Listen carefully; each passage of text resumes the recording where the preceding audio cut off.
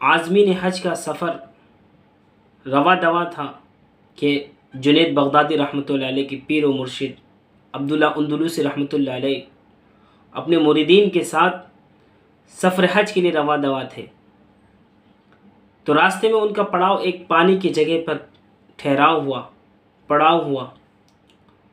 तो देखते हैं कि अब्दुल्ला अंदलुसी रहमतुल्लाह अलैह एक ईसाई आदमी को देखते हैं कि वो पादरी भी होता है, ईसाई पादरी, कि वो सूअरों को चरा रहा होता है और वो सूअरों को पानी पिला रहा होता है।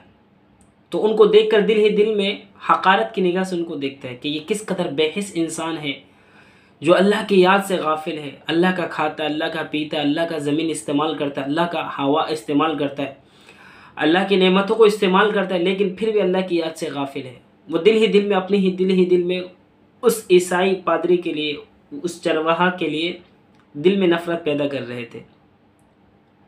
तो अल्लाह पाक ने उनको एक सबक सिखाया। वो सबक मेरे और आपके लिए भी है। तवज्जो के साथ सुनिएगा। फरमाते हैं कि जब उन्होंने उस ईसाई चरवाहे को देखा जो सूअरों को पानी पिला रहा था, तो इतने में जब वो पादरी चला गया, काफ़िला तो वहीं पड़ा हुआ था, उन्होंने पड़ाव डाला हुआ था। तो अब्दुल्ला अंदलुसी रहमतुल्लाह अलैह कुछ देर बाद उनकी निगाह एक खूबसूरत हसीन व जमील लड़की के ऊपर पड़ती है। तो उस लड़की का हुस्न और जमाल उनके दिल में घर कर जाती है। वो उस लड़की के इश्क में मुब्तला हो जाते हैं और बार बार उसकी ज़ियारत करने के लिए कोई ना कोई बहाना तलाश करता है और उससे मुलाकात करने के मौके तलाश करने लगता है। आखिरकार जब उनको कोई मौका नहीं मिला तो चलते चलते उस लड़की के पास गया और कहने लगा कि मुझे आपसे निकाह करना है, शादी करनी है, मैं आपसे शादी करना चाहता हूँ, आप राज़ी हैं? तो वो लड़की कहने लगी कि मैं एक ईसाई हूँ और मेरा बाप एक पादरी है, हम हरगिज़ मुसलमानों से शादी नहीं कर सकते, हरगिज़ नहीं कर सकते।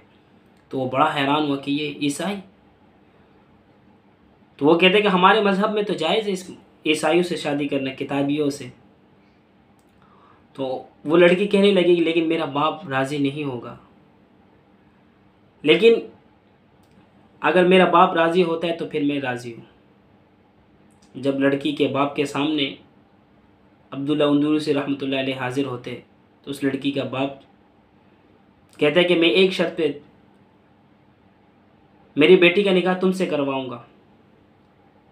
वो शर्त यह है कि तुम्हें अपने इस्लाम मज़हब को छोड़ना पड़ेगा, इस्लाम मज़हब को छोड़ना पड़ेगा मेरी बेटी की खातिर, क्योंकि हम तो ईसाई हैं, तुम्हें भी ईसाई मज़हब को अपनाना पड़ेगा। तो फरमाते हैं कि किताबों में आता है कि अब्दुल्ला अंदलुसी रहमतुल्लाह अलैह ने कहा कि ठीक है, मैं राज़ी हूँ, मैं ईसाई मज़हब को अपनाने के लिए तैयार हूँ और इस्लाम को छोड़ने के लिए तैयार हूँ। फरमाते कि कुरान के हाफिज़ थे, वो हदीस के भी हाफिज़ थे। तो उन्होंने फ़ौरन से उस लड़की के इश्क में इस्लाम मज़हब को भी छोड़ दिया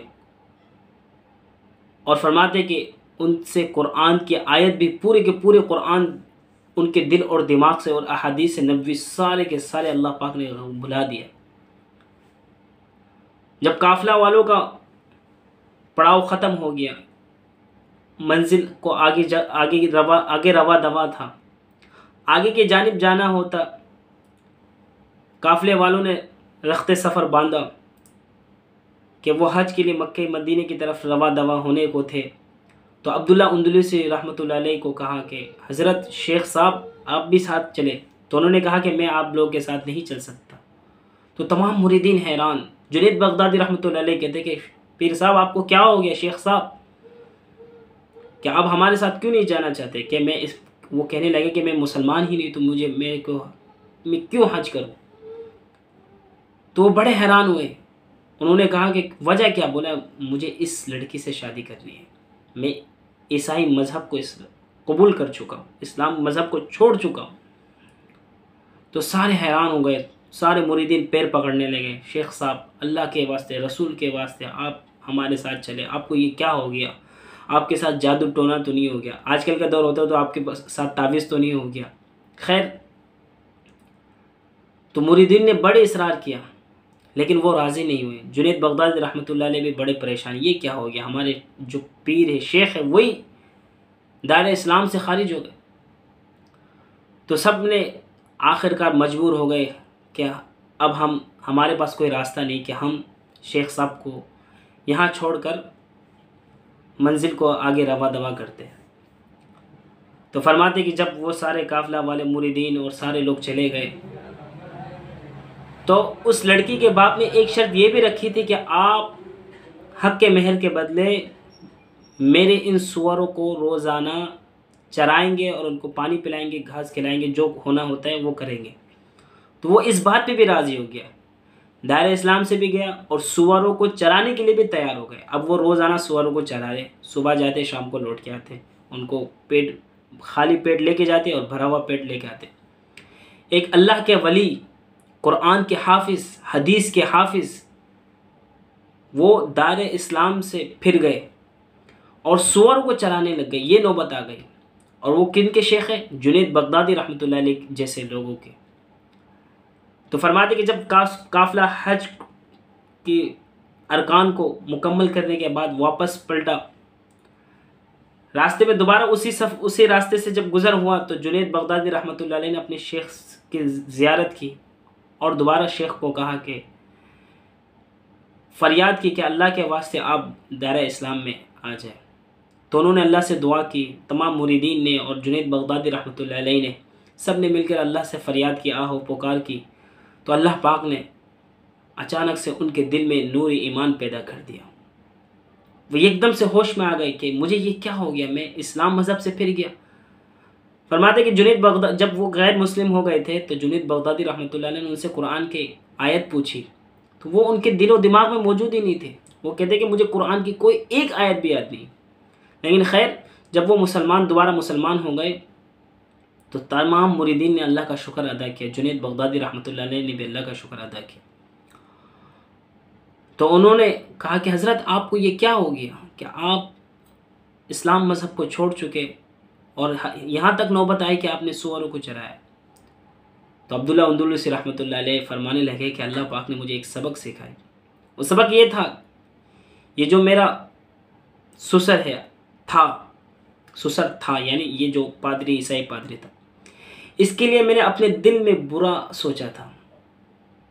और बुरा वो अपने ज़ात के लिए नहीं, बल्कि बुरा ये सोचा था कि किस कदर बेहिस इंसान है, अल्लाह का खाता है, पीता है, सब कुछ इस्तेमाल करता है, अल्लाह की नेमतों को इस्तेमाल करता है, लेकिन अल्लाह की याद से गाफिल है।